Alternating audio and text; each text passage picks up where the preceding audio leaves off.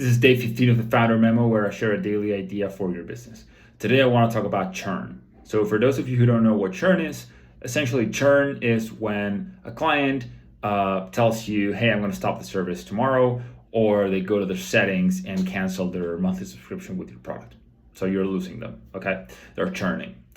So the thing about churn is that you need to ask yourself the right questions when that happen instead of just complaining about it, okay? And you need to understand what you can learn about it. You need to understand why it happened in the first place. And primarily, you need to think, what are we going to do next to avoid the next churn, or to avoid churning from increasing, Let me share a brief story. I run a design agency, okay? So we build websites and apps, mobile apps, web apps, to increase businesses' revenues and conversion rates. And a few months ago, a client called me. It was a client I've been working with for the past year on a month-to-month retainer basis. Great relationship, good results, good quality work. And he called me and said, hey, listen, we're gonna cancel the service in the next month.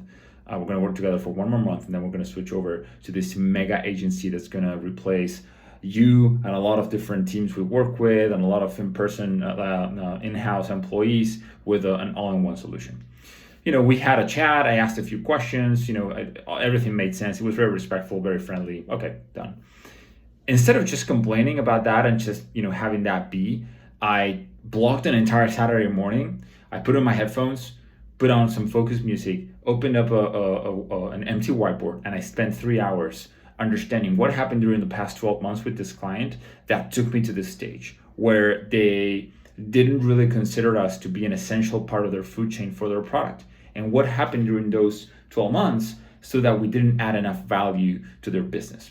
And I came up with a ton of insights, a ton of ideas, and primarily a lot of next steps that I started implementing right the next week with my current clients, to see if this new tasks or these new exercises that I could apply with my current clients would actually change the relationship and the results of the work we do on a day-to-day basis immediately, and that's what I'm actually working on today.